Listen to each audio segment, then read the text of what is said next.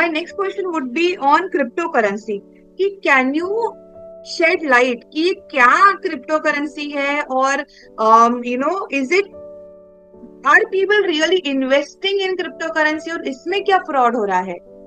हमने बहुत बड़ा न्यूज़ देखे हैं बट ये क्या है प्लीज? देखिए, जब हम बोलते हैं currency, currency is a symbol of exchange.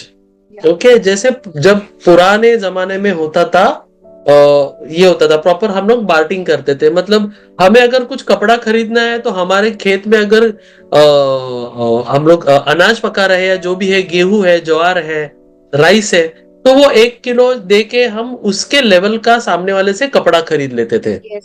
तो ये जो बार्टिंग था, ये जो सिस्टम था, उसमें जब सारी जितने भी लेट्स से साम्राज्य थे, राजा महाराजा थे, उन्होंने खुद की एक करेंसी वहां पे उन्होंने इंट्रोड्यूस की by that particular state name और कंट्री नेम और by that kingdom, in the name of that kingdom. तो तभी क्या होने लगा, तभी currency became a centre of point to purchase anything and do the transaction, to purchase sale. तो currency एक हो गया, एक पर्टिकुलर मीडियम हो गया। तो तब से आज तक, जब तक क्रिप्टो करेंसी 2008 से आई है, तो 2008 तक हम जो फिजिकल करेंसी है, प्लास्टिक करेंसी मतलब हमारा डेबिट कार्ड, हमारा चेक, ये सारे फिजिकल करेंसी है, कॉइन्स। ओके, इसी फिजिकल करेंसी का इस्तेमाल कर रहे थे। और ये सारी करेंसीज को मॉनिटर करने के लिए एक अपेक्स बैंक होती है हर एक कंट्री में। जैसे हमारे कंट्री में होती है रिजर्व बैंक ऑफ इंडिया। तो रिजर्व बैंक ऑफ इंडिया ये जो करेंसी है, जो ट्रांजैक्शंस है, जो फाइनेंशियल्स है, उसको कंट्रोल करती है, उसको मॉनिटर करती है और उसको उसी प्रॉपरली एग्जीक्यूट करती है। पॉलिसीज, बहुत सारा कुछ होता है। तो जब 2008 में क्रिप्टो करेंसी ये कॉन्सेप्ट हुआ, तभी 2008 में भी और अभी भी हम लोग डिजिटल करेंसी इस्तेमाल कर रहे हैं। So what is digital currency? जो हम लोग क्यूआर कोड से हम लोग पेमेंट भेज रहे हैं, हम यूपीआई पे पेमेंट भेज रहे हैं, पेटीएम कर रहे हैं, so that is digital currency. लेकिन क्रिप्टो करेंसी जो इवॉल्व हुई, that is in the year of 2008। तो सातोशी नाकामोटो करके कोई साइंटिस्ट है या ग्रुप ऑफ पीपल है या कंपनी है, it is still a mystery for the entire world. तो उन्होंने ब्लॉकचेन का एक कॉन्सेप्ट बनाया कि एक ब्लॉक होगा, उस ब्लॉक का आगे और एक कनेक्शन होगा।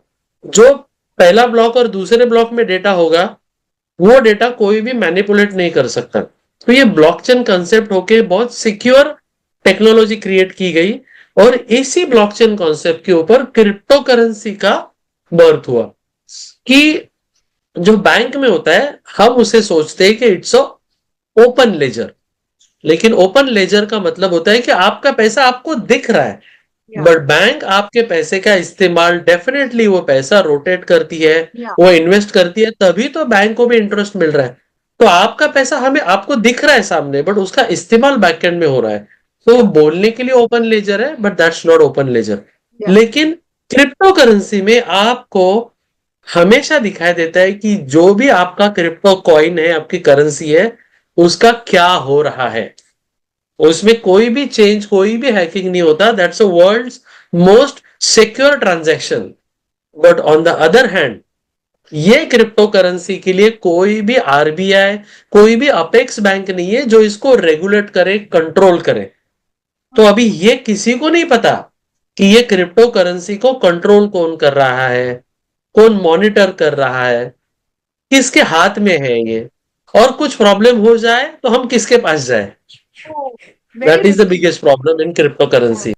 जैसे हमारे इसमें रुपीज है, डॉलर है, येन है, उसी तरह अलग अलग लोगों ने अपने अलग अलग कॉइन इंट्रोड्यूस किए इन the name of crypto currency. तो क्रिप्टो करेंसी अभी तक ये डिसाइड नहीं हुआ कि लीगल है, इलीगल है। But in western countries, in western world, it is legalized. Okay, because they feel that this is a secure transaction और उसमें कोई छेड़छाड़ नहीं हो सकती। Legalized by whom? Legalize by their own country. कि आप, ये अगर यूएस है तो यूएस में क्रिप्टो करेंसी लीगल है। यूएस में, हाँ, by the government, because all the government cannot control it. But what government is saying, कि yes, you can do the transaction, you can do the financials by using cryptocurrency, but government will charge the taxes on that cryptocurrency transaction जो आप कर रहे हो, क्योंकि आपको crypto currency लेने के लिए भी आपको आपके बैंक से पैसा देना पड़ता है, ओके। और वो क्रिप्टो करेंसी बेचने के लिए, जैसे क्रिप्टो करेंसी का रेट ऊपर नीचे होता है और ट्रेडिंग करते हैं क्रिप्टो करेंसी में, तो समझो आज बिटकॉइन का कॉस्ट है 15 लाख रुपए एक बिटकॉइन, कल बढ़ गया 17 लाख हो गया, तो मैंने सोचा कि अरे 2 लाख का फायदा हो रहा है एक बिटकॉइन में, तो मैं बेच दूंगा। तो जब मैं बेचूंगा तो उसके पैसे तो रियलाइजेशन मुझे मेरे बैंक में ही आने, तो बैंक जब भी क्रिप्टो करेंसी अलाउ करता है तो उसका एक टैक्सेशन लेता है अमाउंट।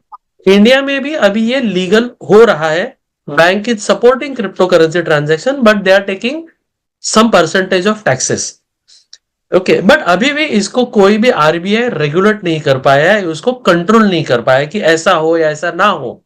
हाँ, तो इसीलिए वी आर नॉट श्योर कि क्रिप्टो करेंसी जेन्युइन है नॉट जेन्युइन है, लेकिन इसी लूप होल का फायदा उठा के क्रिमिनल फेक एक्सचेंज क्रिएट कर रहे हैं, क्रिप्टो करेंसी एक्सचेंज, ताकि आज अगर बिटकॉइन एक बिटकॉइन 15 लाख का है तो कोई एक्सचेंज उठ के ये बोलेगा कि हमारे प्लेटफॉर्म पे आप क्रिप्टो करेंसी परचेस कर लो, आज हम लोग 10% का डिस्काउंट दे रहे हैं। ओके, और क्रिप्टो करेंसी एक कोड होता है, जैसे बार कोड होता है उसी तरह से क्रिप्टो करेंसी एक कोड होता है, एक हैश वैल्यू होते हैं, उसका अब वैल्यूएशन आपको इंडियन रुपीज में जो भी आपकी कंट्री का करेंसी उसमें आपको दिखाई देता है उस एक्सचेंज पे। लेकिन अगर एक्सचेंज ही फेक है, जैसे फेक वेबसाइट इन्वेस्टमेंट फ्रॉड हमने कहा, क्या? अगर क्रिप्टो का एक्सचेंज ही फेक है जहां पे आप क्रिप्टो परचेस एंड सेल कर रहे हो, तो आपको 15 लाख का बिटकॉइन अगर 12 लाख में दे रहा है तो लालच में आके, अगेन लालच में आके हम वो बिटकॉइन खरीद लेंगे कि 3 लाख में कम पड़ रहा है, सस्ता हो रहा है, तो खरीद लेंगे, बट वो जो कोड होगा वो जेन्युइन होगा ही नहीं, वो कोड खाली दिखने के लिए जेन्युइन होगा, जिसकी वैल्यू 12 लाख होगी एज अ बिटकॉइन करेक्ट। दिखने के लिए, बट आप मार्केट में जाके बेचोगे तो एनीबडी विल से कि दिस कोड इज फेक, क्योंकि ब्लॉकचेन में दिखेगा कि इस तरह का कोई कोड है ही नहीं। तो एक तरह से क्रिप्टो करेंसी जेन्युइन भी है, क्रिप्टो करेंसी सिक्योर भी है, लेकिन आप जिसके साथ ये व्यवहार करते हो सेल एंड परचेस, वो अगर कंपनी फेक है, जाली है, तो आपको फंसाया जा सकता है। तो क्रिप्टो करेंसी में इन्वेस्ट करने के पहले अगेन आप चेक करें कि वो एक्सचेंज जो है, समझो वजीर एक्स है, बाइनांस है, बहुत एक्सचेंज होते हैं जो लिस्टेड होते हैं, जो जेन्युइन होते हैं, उनका प्रूवन रिकॉर्ड होता है, तो वो आप पहले चेक करें, ना कि आपको 20% डिस्काउंट मिल रहा है तो लालच में आके वहां पे खरीदे 10-12 लाख डाले और आपका कोई सुनेगा भी नहीं, क्योंकि आरबीआई तो है ही नहीं, so it is not a bank transaction, Yes. so nobody is going to help you, your money is gone, and because these are overseas transaction, it is very difficult to track the criminal कि जिसके पास आपके पैसे गए। तो जैसे हम हमेशा विज्ञान शाप की वरदान ये बोलते हैं, Yeah. Oh, similarly crypto currency is also fine, but if you do it securely. yeah, so true. Crypto currency fake exchange के फ्रॉड क्रिप्टो करेंसी फ्रॉड में सबसे ज्यादा किए जाते हैं। Thank you, Vikranji, for telling in such a proper detailed thing for any layman. Anything else I must have missed asking you, Vikranji, on investment fraud ye topic pe, if you want to share anything. We have covered everything, but only thing I want to appeal to everybody who is listening to the podcast, and I am requesting everybody to share this podcast as much as possible, to share the knowledge. We are doing this to share the knowledge in our society, because criminals को हम लोग कितना पकड़ेंगे, कितना arrest करेंगे, Yeah. जितना arrest करेंगे उतने बढ़ते जा रहे हैं, but at least we can educate the layman, educate the citizens of India and also the global citizens. तो सबसे इंपॉर्टेंट बात यह है, क्रिप्टो करेंसी हो, जेन्युइन करेंसी हो, बहुत तरीके के क्राइम है, फेक और जेन्युइन में आजकल आपको डिस्टिंग्विश करना बहुत डिफिकल्ट होता जा रहा है, क्योंकि ये सब कुछ अभी टेक्निकल प्लेटफॉर्म पे हो रहा है। तो अभी पहले ब्लैक एंड व्हाइट होता था कि ये सही ये गलत, बाद में ग्रे एरिया हो गया, now there is no grey area also, white is also white and black is also white, that is the Yeah. Problem. तो सबसे इंपॉर्टेंट है कि आप अलर्ट रहें, जहां पे भी इन्वेस्ट कर रहे हो, कौन से बैंक में पैसा ट्रांसफर कर रहे हो, वो जेन्युइन अकाउंट है या कोई प्राइवेट अकाउंट है, उसमें पैसा इन्वेस्ट ना करें। दूसरा, जेन्युइन इन्वेस्टमेंट फर्म की जेन्युइन वेबसाइट पे जाके स्पेलिंग चेक करके उनको बताए कि आपके नाम से ये फ्रॉड हो रहा है, उनको आप बता सकते हो। क्रिमिनल को नहीं बताना है कि हमें पता चल गया है। ठीक है। Yes. तीसरी बात, आपके जो भी सोशल मीडिया अकाउंट्स है, ईमेल्स है, वहां पे सेटिंग रखे कि कोई भी आपको डायरेक्टली स्पैम मेल ना भेजे, डायरेक्टली आपको ग्रुप में ऐड करके आपको फंसाए ना, लुभाए ना, बड़े बड़े 300-400% रिटर्न का आपको लालच देके। और आपको खुद को लालची नहीं होना चाहिए। Yeah. तो 300% 400% जो अनरियलिस्टिक जो रिटर्न ऑन इन्वेस्टमेंट दिखाए जाते हैं उस पर भरोसा ना रखें। शॉर्ट टर्म इन्वेस्टमेंट आप कर सकते हो, but again with the genuine investment organisation, not with any new organisation जिसका प्रूवन रिकॉर्ड नहीं है। ओके। एंड देन सबसे इंपॉर्टेंट बात कि जल्दबाजी में आके हमारी सारी इंफॉर्मेशन कहीं शेयर ना करें, ओटीपी ना दे, पैसे के लालच में आके ज्यादा पैसा कहीं पे इन्वेस्ट ना करें। अगर क्रिप्टो करेंसी में कुछ करना चाहते हो तो अगेन जहां पे आप लेन देन कर रहे हो क्रिप्टो करेंसी का, जिसको एक्सचेंज कहा जाता है, क्रिप्टो एक्सचेंज, उसका जेन्युइनिटी चेक करें और हमेशा स्मॉल अमाउंट में इन्वेस्ट करें, ना कि पूरे अपना लाइफ का सेविंग। और दूसरा, for senior citizen, because criminals are using, हम लोग स्लो हो जाते हैं जब सीनियर हो जाते हैं एक एज के बाद, mental and physically we cannot cope up with the situation. तो सब सीनियर सिटीजन्स को यह रिक्वेस्ट है कि आप किसी भी फेक इन्वेस्टमेंट के चलते उसमें पूरे लाइफ की पूंजी ना लगाए। अपने बच्चों के साथ या फिर किसी मतलब किसी कम्युनिटी में, आपकी कम्युनिटी होती है सीनियर सिटीजन्स की, उसमें इंफॉर्मेशन देके डिस्कस करें, किसी जानकार से डिस्कस करें कि भाई यहाँ पे मुझे कॉल आया था, ये इन्वेस्टमेंट है, तो मैं इसमें इन्वेस्ट करूं क्या। करेक्ट। ओके। क्योंकि ये जेन्युइनिटी चेक करना it is not possible because of the age and technology for senior citizen. और ये बिल्कुल भरोसा ना रखे कि आपने 15 साल पहले कोई पॉलिसी निकाली थी, वो आप खुद भूल गए और कोई आपको उसके बारे में ऑफर कर रहा है कि खाली 2 लाख भर दीजिए, 25 लाख का आपको डिसबर्सल मिलेगा पॉलिसी मैच्योरिटी। वो आपको फेक डॉक्यूमेंट भी बना के भेजेगा पॉलिसी के। बट हमें पता होना चाहिए कि हमने कितनी पॉलिसीज निकाली, तो वो डॉक्यूमेंटेशन जरिए होना है हमारे पास। तो I can tell you example of my mother has 3 copies, 3 जगह पे लिख के रखा है कि एलआईसी में कितने पॉलिसीज है, पॉलिसी का नंबर क्या है, कब मैच्योर होने वाली है, कब चालू किया है, और इसका नॉमिनी कौन है। अल्टीमेटली वो सब मुझे ही देखना पड़ता है, that's a different thing. But she has that logic, he has that logic to document everything, record everything. Okay.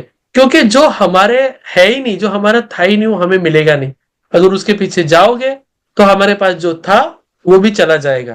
तर मराठीमध्ये एक म्हण आहे, तेलही गेले तुपही गेले आणि दुपाटणे राहिले.